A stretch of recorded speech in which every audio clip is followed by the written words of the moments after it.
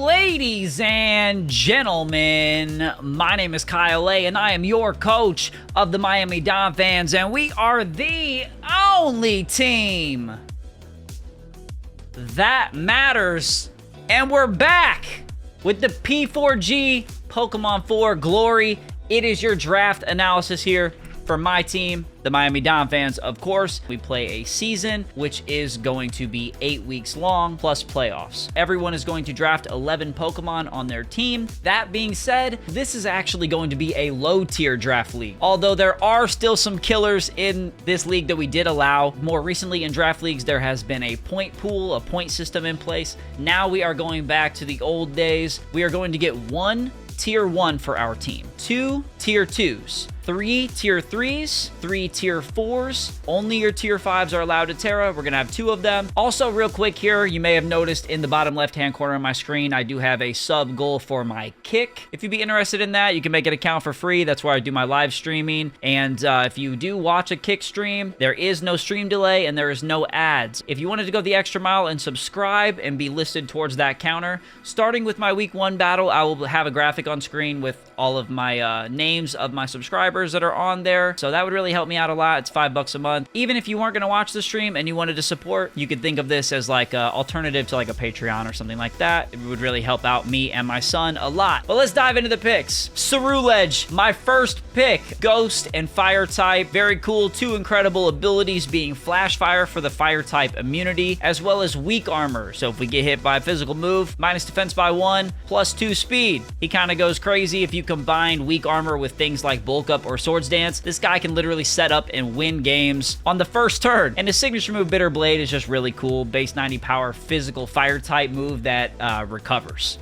After this, I said, okay, we definitely need some bulk on the team. Hydrapple. DLC brought us a true hero with this guy. Regenerator and Recover, already incredible defense. Incredibly hard to kill. Fickle Beam is a super reliable move because there's literally no drawback and only an upside, which is double the power of the move on a 30% chance. I also like that he's really funny, and you absolutely need an ice move to KO this guy, which is why he makes a great defensive core combined with my round 3 pick, one of the only Pokemon that can stop Cerulege in a low tier format. Garganachi.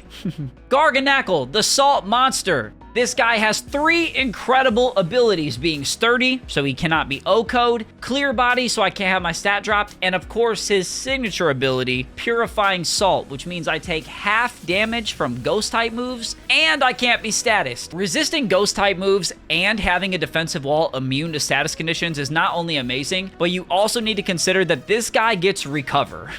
Not to mention, his signature move, Salt Cure, is incredibly busted. Deals 1/8 max HP each turn, and it's actually a quarter damage if it's to a steel type or a water type. It basically forces our opponent to run Covert Cloak, which is really good just in general for Cerulege Poltergeist, because Covert Cloak is a non-consumable item. I don't have to worry about their item popping. I can just continue to hit them. Bronzong also has 3 incredible abilities, that being Levitate, obviously just super good in general, immune to ground type moves, which we would normally be weak to, and although Heat Proof is not the best defensively, it at least halves fire type damage and burn damage. And then of course Heavy Metal is good because it makes Bronzong more than just a defensive wall. He can dish out those super powerful heavy slams. The sweeping potential is also there. It's pretty good with Calm Mind sets, and manufacturing offense with bulky mons is just easier in general than manufacturing defense with offensive mons. So the fact that Bronzong can sweep and is a reliable stealth rocker and dual screen setter, very good. Super excited to have this guy on the team. Araquanid.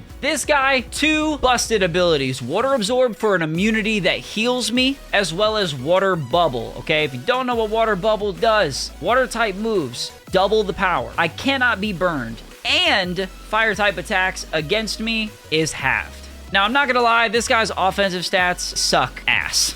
70 attack, 50 special attack. But Water Bubble makes up for that. He can hit really hard. Even things that resist water will still take a lot of damage from Araquanid just because of the high base power of its boosted moves. He also has Sticky Webs, which is very important for Hydrapple, and Cerulege as well, because it allows them to pull off sweeps. Because of Giga Drain and Infestation, Araquanid can actually beat most opposing water types 1v1, so just swapping into a water move becomes so much harder because it's also a bug type, so it beats grass, you know what I mean? Dragon is pretty much the only safe water resist in this case, and that's really not even that common in the low tier format, and I think I already have the bulkiest dragon on my team. Now, looking at my team, you may have noticed that I do not yet have a fairy type. I also don't have a poison type. So look no further than a Pokemon brought to us by DLC of Scarlet and Violet. Fezandipity. Fezandipity has neutralizing gas, which basically means I can always set up T-Spikes. I don't got to worry about, you know, Magic Bounce or any of that kind of stuff. He's also a fairy type with fire moves, so we can take out steel types. Also, fun fact, I have never lost a game with Galarian Weezing on my team, aka Fezandipity. I had this guy in the BBR in Sword and Shield, 9-0, plus 40 differential. This is technically an undefeated Miami Donphan making a return. Pillow-Swine is basically Mamoswine at home,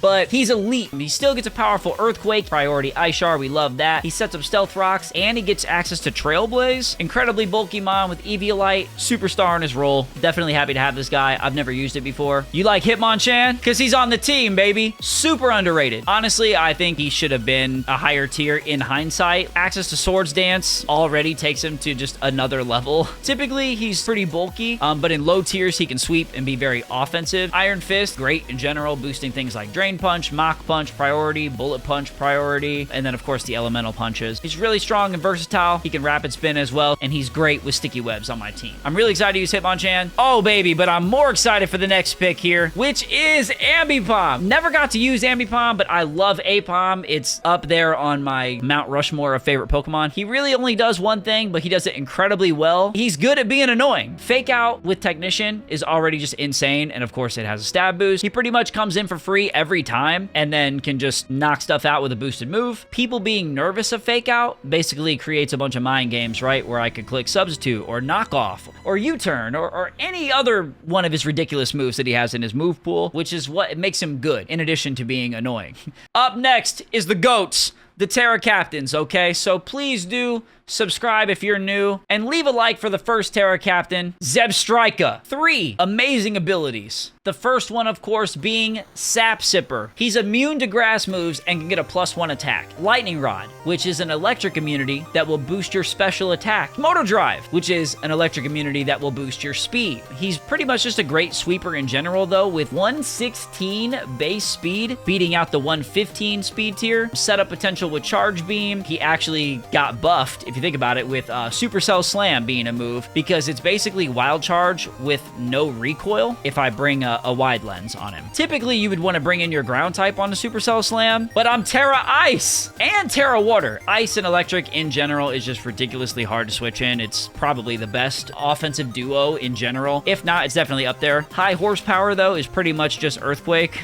The Zebra also gets Overheat. Personally, I think he's one of the best Tera Captains. I'm super excited to use him. And last but not least, my final Tera Captain is Bomb Stork.